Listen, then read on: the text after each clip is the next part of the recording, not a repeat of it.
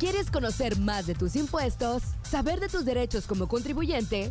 Sintonízate en Frecuencia Fiscal, un programa de análisis, difusión e investigación. ¿Eres emprendedor, estudiante o empresario? Frecuencia Fiscal es para ti. Te invitamos a ser parte de esta nueva cultura en los impuestos. ¡Comenzamos! Buenas tardes, bienvenidos a su programa Frecuencia Fiscal, aquí por Frecuencia Tech. Nuestros datos de contacto, dudas, @frecuenciafiscal.com.mx, nuestros canales en YouTube y en Facebook, Frecuencia Fiscal. Bueno, buenas tardes, bienvenidos a este programa. El día de hoy continuaremos con el tema de la resolución miscelánea fiscal de 2019, recién publicada, que por ahí la semana pasada nos quedamos con algunos temas pendientes.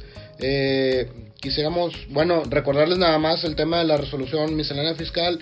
Dentro de la jerarquía de las leyes, la resolución miscelánea fiscal es son reglas que emite el Ejecutivo, digamos, en este caso, el Servicio de Administración Tributaria es una atribución que ellos tienen para regular lo que está asentado en las leyes. Recordar que las leyes emanan del poder legislativo y la resolución miscelánea fiscal emana del poder administrativo, de la parte administrativa del gobierno, y es donde nos dicen cómo podemos cumplir con el articulado de la ley. Bueno, vamos a comentar algunos temas que se reformaron o algunos temas nuevos que salieron en esta resolución miscelánea fiscal publicada el 30 de abril del 2019 y que entró en vigor el 1 de mayo de este año. Por ahí hay algunos temas que, si bien ya venían estableciéndose en los años anteriores, han cambiado un poco para esta nueva resolución. Vamos a empezar con los temas del Código Fiscal de la Federación. Se modifica por ahí la regla para desvirtuar cuando un contribuyente es considerado como que está realizando operaciones inexistentes. En este caso se elimina la posibilidad de solicitar una prórroga de un plazo de 15 días para presentar las pruebas de que no se está cayendo en este supuesto de operaciones inexistentes. Es decir, antes podías pedir una extensión para poder presentar tus pruebas. Ahora ya no tienes esa opción, es simplemente el plazo que marca el Código Fiscal, que son 15 días nada más después de que se te notifica, y solamente en ese plazo tienes para desvirtuar que tus operaciones son reales. También se elimina la obligación que tenían las autoridades de publicar 30 días posteriores a los oficios quienes ejercieron el derecho para desvirtuar su situación, quienes no lo ejercieron, el derecho de la prórroga, quienes ejercieron y solicitaron la prórroga, y los que promovieron un medio de defensa. Esta parte de que teníamos ahí varios listados en los anexos de la resolución miscelánea fiscal que publicaban en el Diario Oficial, ya la autoridad tiene solamente la obligación de presentarlos semestralmente. Antes cada 30 días lo publicaban, ahora solo tendrán la obligación de presentarlo cada 6 meses, lo cual pues sí puede ser bastante el tiempo para aquellas personas que estamos por ahí al pendiente de no tener operaciones con este tipo de personas, muchas veces aunque estén en la situación de presunción.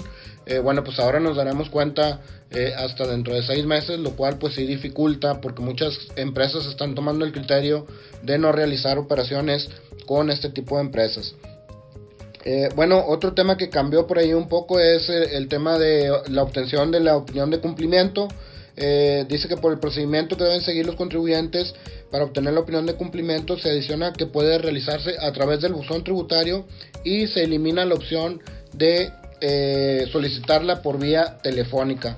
Además, a esta regla, que es la regla 2139, la regla 2139, también se adiciona que la autoridad, a fin de generar la opinión de cumplimiento, revisará que el contribuyente se encuentre localizado en el domicilio fiscal. Es decir, hasta antes de esta resolución miscelánea fiscal, el estar como no localizado en el SAT te podía traer algunas otras consecuencias, como por ejemplo que te cancelaran los sellos, pero no te daba no te limitaba para obtener una opinión positiva de parte del SAT, de cumplimiento de obligaciones fiscales.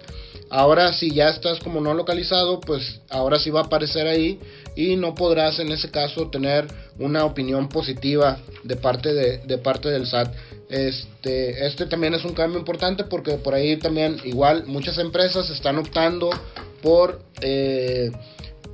verificar que tu empresa se encuentra al corriente en sus obligaciones fiscales, y como parte del proceso de contratación se está pidiendo esta opinión de cumplimiento del SAT para ver que estés al corriente en tus obligaciones fiscales. Obviamente esto tiene consecuencias o tiene un fin, porque hay que recordar que el criterio de la autoridad es que si tú estás haciendo negocios con alguien que no está al corriente en el pago de sus contribuciones, y tú, por ejemplo, obtienes un saldo a favor de IVA, bueno, si tu proveedor no ha hecho los pagos correspondientes, bueno, a ti te niegan por ahí las devoluciones basados en el hecho de que el IVA no ha sido pagado por tus clientes. Entonces, bueno, es importante por ahí,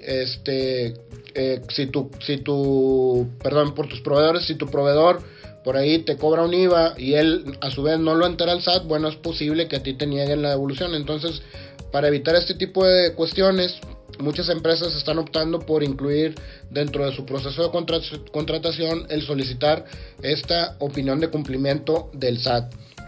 Bueno, como ya se ha comentado mucho, se elimina el tema de la compensación de los saldos a favor de IVA contra otros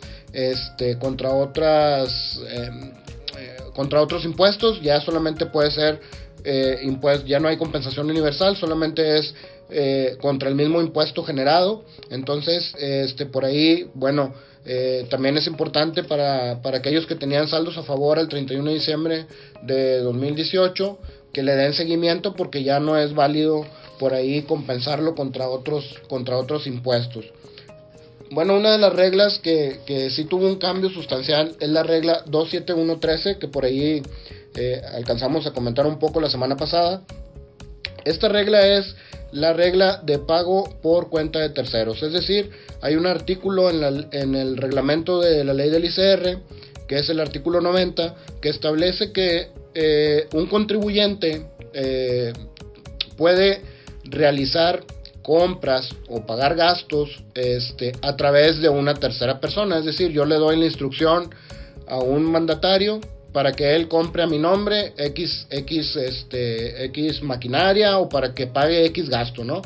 Eso está permitido por el reglamento de la ley del impuesto sobre la renta. Sin embargo, por ahí había una regla hasta antes de la entrada en vigor de esta 27113 que reformaron. Lo que te decía la regla es que la única condición es que todo se fuera mediante traspasos en cuentas bancarias, es decir, que fuera mediante el sistema financiero mexicano. Bueno, esa regla estaba vigente hasta el 30 de abril. A partir de ahora de mayo, esta regla fue reformada y sí trae algunos temas bastante interesantes. Por ejemplo, el primer tema es: si tú entregas el dinero, bueno, no, el más sencillo es la fracción primera. Si la persona paga por tu cuenta y tú le reembolsas posteriormente, es decir, pago 100 pesos para comprar, 100 pesos para comprar papelería, pero pido el CFDI a nombre tuyo, que eres el contribuyente. Mientras tú me reembolses ese monto, digamos que hasta ahí no hay ningún problema, ¿sí? Entonces, eso es como veníamos operando. Yo pagué por cuenta tuya, tú me reembolsas, tú que me reembolsas obtienes el CFDI a tu nombre, y para ti la deducción es válida, dado que estás usando este esquema.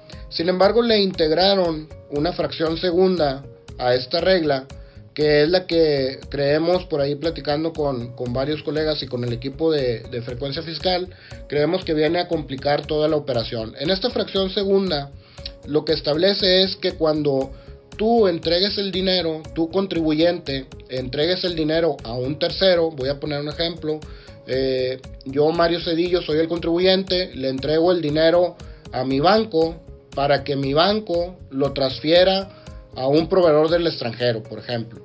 El gasto pues obviamente es de Mario Cedillo.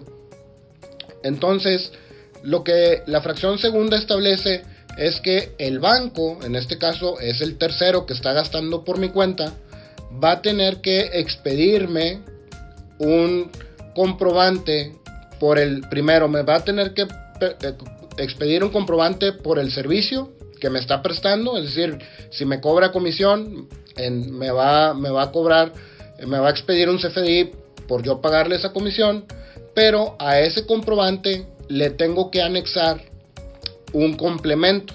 Ese complemento lo que va a contener es cuánto dinero te entregué, cuánto dinero le entregó Mario Cedillo al banco, y el banco en ese complemento va a decir: recibí de Mario Cedillo X cantidad, y ese dinero se usó para transferir voy a poner un ejemplo, a Facebook en Irlanda.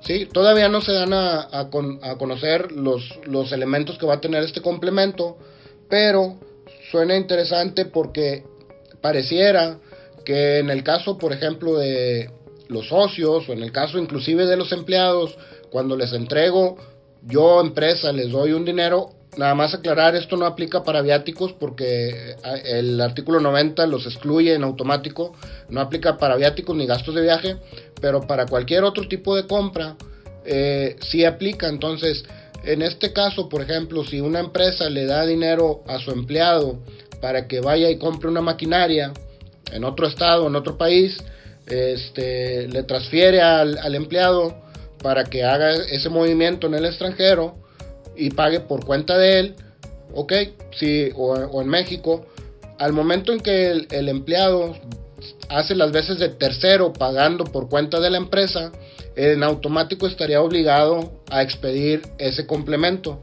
Y aquí surge varios temas. Primero, siendo empleado, no estoy obligado primero a cobrarle a la empresa por hacer ese servicio porque es mi trabajo.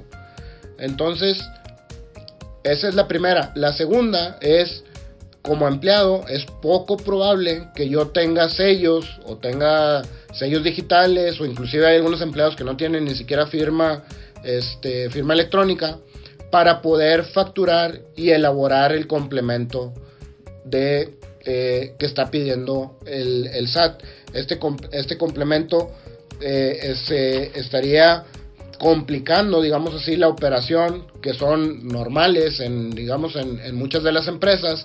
Entonces ahí es donde nos toparíamos con ese tema. Puede haber muchos otros supuestos, estoy tratando de dar un supuesto que sería el más sencillo, digámoslo así, pero bueno, al final lo que esta regla pretende es que cuando el tercero se quede con dinero, es decir, yo le doy 1,000 pesos y de esos 1,000 pesos por mi cuenta eroga nada más 800 pesos y se queda con los 200 y no me los regresa a mi contribuyente, lo que esta regla establece es que después de los 60 días, si no regresas ese dinero, para la persona o para el contribuyente que se quedó con ese dinero, en automático es un ingreso acumulable. Entonces, lo que está tratando de normar esta regla es que mediante ese complemento la autoridad sepa en qué se utilizó el dinero que la empresa le dio a un tercero para gastar por su cuenta. Entonces, finalmente se vuelve interesante.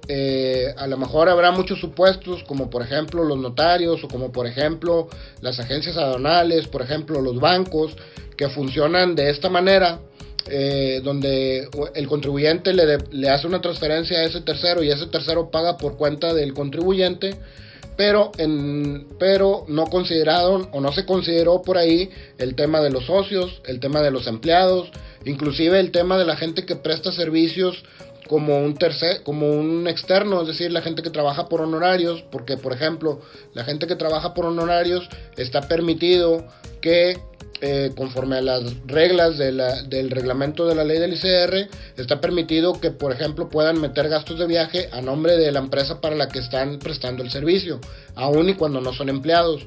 y se podría dar el caso que este tercero, esta gente que trabaja por honorarios, también hiciera compras por cuenta de la empresa. Entonces se vuelve interesante el tema. Por ahí le recomendamos darle una vista. Es la regla 27113. Obviamente nos afecta en doble sentido.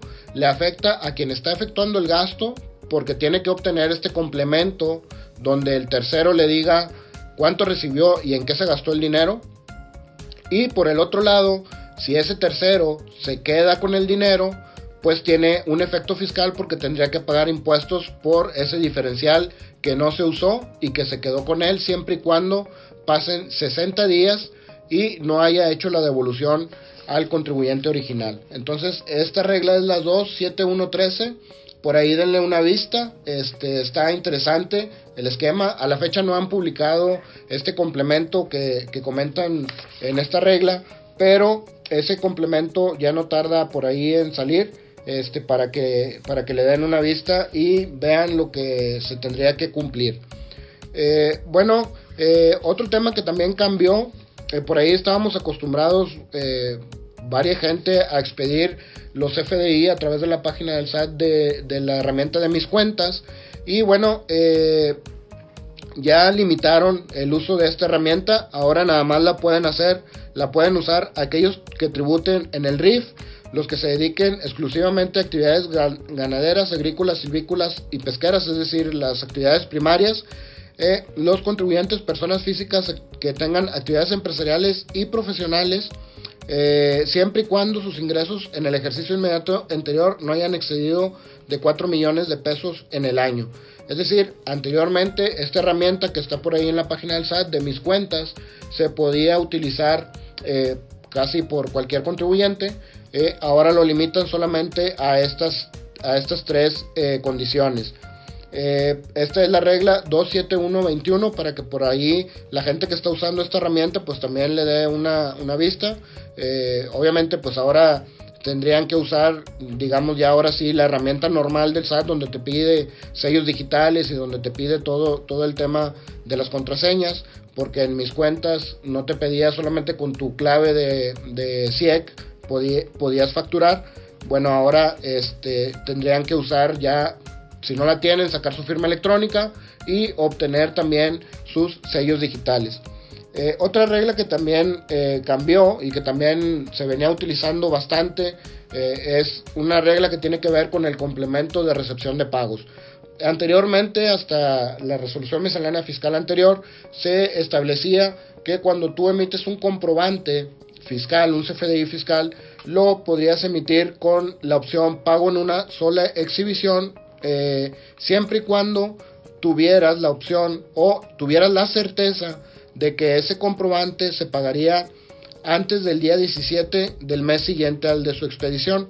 Es decir, si yo expedí un recibo entre el 1 y el 31 de mayo, si yo tenía la certeza que me lo iban a pagar antes del 17 de junio, yo lo podía expedir con el método de pago en una sola exhibición, o el PUE. Sin embargo, esta regla la modifican y ahora solo será válido si durante el mes te hacen el pago de esa factura. Es decir, si yo expido entre el día 1 de mayo y el día 31 de mayo, puedo expedirlo con pago en una sola exhibición siempre y cuando esté seguro que me lo van a pagar dentro de ese periodo. Es decir, por ejemplo, una factura que expido el 5 de mayo y yo estoy seguro que me la van a pagar antes del 31 de mayo, es válido expedirlo como pago en una sola exhibición. Si no estoy seguro, o si tengo la certeza que me lo van a pagar el 1, el 2, el 3 de junio o días posteriores, entonces tendría que expedirlo como pago parcial o diferido, y en el momento del pago expedir el complemento de recepción de pagos. Esta era una facilidad que se estaba dando para no emitir los complementos de recepción de pagos. Sin embargo, limitan ahora a que solamente pueda funcionar cuando el pago va a ser durante el mes. Entonces, esta regla también se venía utilizando mucho. Por ahí denle una vista porque ya está en vigor. En teoría, los pagos de mayo ya les aplicaría si se pasan a pagar en junio, ya aplicaría la expedición del complemento de recepción de pagos. Esta regla también es la 27144 para que por ahí le den una vista. Bueno, nada más como comentario, exceptúan del uso de esta regla a todo lo que es el sistema financiero, todos los bancos, arrendadoras, aseguradoras, todo lo que es sector financiero, no aplicaría esta regla. Ellos tienen la facilidad de seguir aplicando que si el pago el cliente lo hace hasta el 17 del siguiente mes, el pago puede salir como el comprobante fiscal puede expedirse con pago en una sola exhibición. Bueno, por ahí para aquellos que escogieron la opción de dictaminarse, ya que hay que recordar que ya no es obligatorio, es opcional, es la regla 213.2. El dictamen del 2018 se vence el 29 de julio y anteriormente se vencía el 13 de agosto, que fue el dictamen del 2017. Ahora se vence el 29 de julio para aquellos que optaron por dictaminar sus estados financieros, que hay que recordar que ya no es obligatorio. Por ahí, nada más para que lo consideren, si marcaron esa opción en su declaración anual, el 29 de julio hay que presentarlo. Bueno, otras reglas que se modificaron, y sí, esto sí está bastante extenso, son las reglas referente a regular todo lo que es el servicio de transporte terrestre de personas y el servicio de transporte terrestre de alimentación mediante plataformas electrónicas. Es decir, por ahí ya salió por ahí un acuerdo donde las empresas Uber, Cabify, Bolt, Bit, que es transporte terrestre de pasajeros mediante plataformas electrónicas, y por otro lado Corner Shop, Rapid, Sin Delantal y Uber Eats, que es la entrega de comidas también mediante plataformas electrónicas. Estas empresas ya se llegaron a un acuerdo por ahí con el SAT, y va a haber un esquema de retención para toda la gente que utiliza estas plataformas. Es decir, hay que tener cuidado aquí, no van a gravar a estas empresas. El que va a pagar el impuesto es la persona que usa estas plataformas electrónicas para trabajar. Es decir, quién es el chofer, quién está manejando, digámoslo así. Bueno, en la mayoría de los casos, porque también hay gente que tiene negocio en esta parte y que renta el coche. Ellos son los que van a ser los causantes del impuesto. Es decir, te voy a retener impuesto por prestar el servicio terrestre de pasajeros y por prestar el servicio terrestre de entrega de comida mediante plataformas electrónicas. Es decir, en teoría no debería de encarecerse el servicio, porque lo que van a hacer es retenerte de tus ingresos que generaste en el mes. Es decir, por ejemplo, si alguien tiene su carro en Uber y está dado de alta en la plataforma y obtuvo 10,000, 15,000 pesos en el mes de todos sus servicios, bueno, Uber o Cabify o la plataforma que sea, le va a retener sobre ese monto, le va a retener un porcentaje, y ese monto se lo van a entregar al SAT como pago de impuestos. Es decir, quien está pagando el impuesto pues es la persona que está trabajando. Entonces, aparte de la comisión que se quedan ellos, que se queda por ahí Uber y que se queda Cabify y todas estas plataformas electrónicas, bueno, la persona ahora se le va a retener una parte por concepto de impuestos, y esa parte se le va a entregar al SAT. Bueno, ¿cómo va a funcionar esto?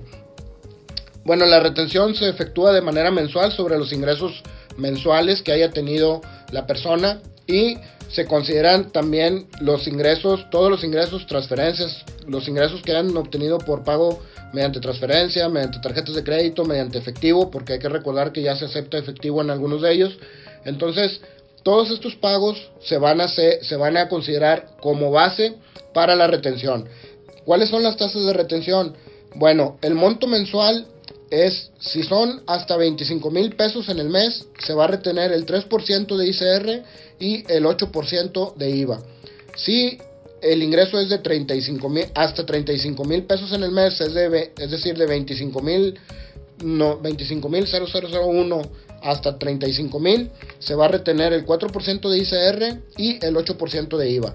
Si de 35,000, si es de 35,000 a 50,000, se va a retener el 5% de ISR y el 8% de IVA. Y si es de más de 50,000 el ingreso que obtiene la persona, entonces la retención va a ser del 9% en ISR y el 8% en el IVA. Hay que recordar, de acuerdo a lo que establece estas reglas, es solamente para personas físicas, porque hay que recordar que hay empresas que están por ahí también prestando el servicio mediante estas plataformas, pero bueno, las personas morales obviamente acumulan sus ingresos de manera normal, y esto está encaminado únicamente a las personas físicas que pudieran no estar declarando, digámoslo así, el ingreso por esta fuente de trabajo. Entonces, estas son las tasas de retención. Les vuelvo a repetir: hasta 25,000 pesos el 3%, hasta 35,000 pesos el 4%, hasta 50,000 pesos el 50%, hasta más de 50,000 pesos el 9%, y de ICR, y en todos los casos el IVA será el 8%. Ahora, ¿qué obligación tienen las plataformas? Las plataformas tienen la obligación de inscribirse en el SAT como retenedoras del impuesto, y tienen que proporcionarle a cada persona a la que hubieran efectuado la retención a que se refiere la regla un CFDI de retenciones e información de pagos cada día 5 del mes siguiente al que se efectuó la retención. Van a enterar estas retenciones a más tardar el día 17 del mes siguiente al SAT, relacionando la clave del RFC y el nombre de la persona a la que le hicieron la retención, y van a enviar, o tienen la obligación de enviarle a quienes somos usuarios, un CFDI que ampare el monto de la contraprestación, que esto hoy en la actualidad ya se hace, pero bueno, lo vuelven a refrendar por ahí en esta regla, y es obligación de la plataforma, toda es obligación de la plataforma electrónica. Entonces, bueno, hay ciertos supuestos. Si eres una persona física que además tiene actividad empresarial, tiene honorarios, tiene arrendamiento, es decir, es persona física y tiene otras actividades, entonces la retención que le hagan bajo estos conceptos no va a ser definitiva, va a ser a cuenta del impuesto anual, y acumula y acredita en sus pagos provisionales mensuales. Pero si la persona física solamente tiene esta actividad, es decir, no tiene otra actividad, ni honorario, ni actividad empresarial, ni arrendamiento, entonces esa persona física la retención la va a considerar como pago provisional. No va a estar obligada a presentar pagos provisionales mensuales, pero sí va a estar obligada a presentar declaración anual, y en su declaración anual acreditará este monto retenido de ICR. Es decir, hacen una diferenciación. Cuando ya estás dado de alta en Hacienda y tienes otras actividades, vas a conjugar todas tus actividades y acreditarte la retención que te hagan. Si solamente tienes la actividad de prestar el servicio por medio de las plataformas electrónicas, la retención es pago provisional, y solamente haces tu declaración anual acreditando los impuestos. Y un caso especial obviamente son la gente que está tributando en el RIF. Quienes hayan optado por tributar en el RIF deben considerar como pago definitivo la retención efectuada en los términos de esta fracción, y no estarán obligados a efectuar el cálculo bimestral. Es decir, no van a juntar esto con sus demás actividades, y en ese caso se considera que la tributación o la retención que les hizo en este caso la plataforma electrónica es definitiva. Entonces, esta es la regla 3.11.12, para que por ahí quienes están haciendo negocio o trabajando en esta plataforma electrónica pues le den una vista y sepan que ahora, bueno, existe la posibilidad de que les retengan impuesto, y que estén enterados por ahí de cómo poder en su caso acreditarlo, o si es pago definitivo. Bueno, muchas gracias por acompañarnos esta tarde. Cualquier duda, estamos por ahí en nuestros datos de contacto, dudas@frecuenciafiscal.com.mx, en nuestros canales de YouTube y de Facebook, Frecuencia Fiscal. Buenas tardes, los acompañó Mario Alberto Cedillo Ramírez. Esto fue Frecuencia Fiscal. Te invitamos a seguirnos sintonizando todos los viernes de 2 a 2:30 de la tarde.